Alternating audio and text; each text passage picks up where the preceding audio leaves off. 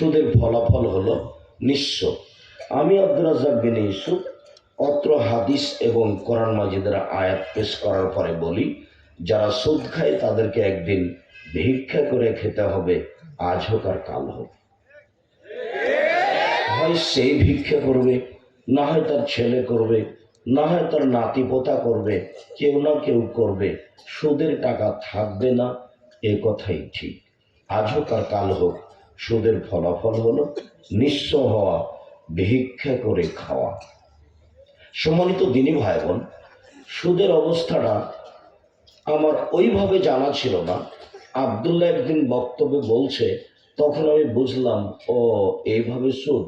আব্দুল্লাহ একদিন বক্তব্যে বলছে যে টাকার নিজস্ব গতিতে টাকাকে চলতে দিতে হবে। যদি টাকা নিজস্ব গতিতে চলতে পায় তাহলে মানুষ সমাজে ভালো থাকবে। আর যদি টাকার উপরে জুলুম করা হয়, ওকে নিজস্ব গতিতে চলতে না দেওয়া হয়, তাহলে মানুষ নিঃস্ব হয়ে যাবে। কেন? ও টাকার প্রতি জুলুম করেছে। তো টাকার নিজস্ব গতি কি? টাকার নিজস্ব গতি হলো ওকে বিনিময়ে ব্যবহার করতে হবে। এটা হলো তার নিজস্ব গতি। বিনিময় কি? আমি একটা টিস্যু বক্স নিলাম, বিনিময়ে কি দিলাম? টাকা। এটা হলো তার নিজস্ব গতি। আমি 1 কেজি করলে নিলাম, বিনিময়ে কি দিলাম? টাকা। এটা হলো টাকার নিজস্ব গতি। টাকা যখন তার নিজস্ব গতিতে চলবে তখন মানুষ শান্তিতে থাকবে। আর যদি টাকার উপরে জুলুম করা হয় তাহলে মানুষ আর শান্তিতে থাকবে না। টাকার উপরে জুলুম করলে টাকা মানুষের কাছে থাকবে না, তখন মানুষ নিঃস্ব হয়ে যাবে। সেটা হলো টাকা দিয়ে টাকা নেওয়া।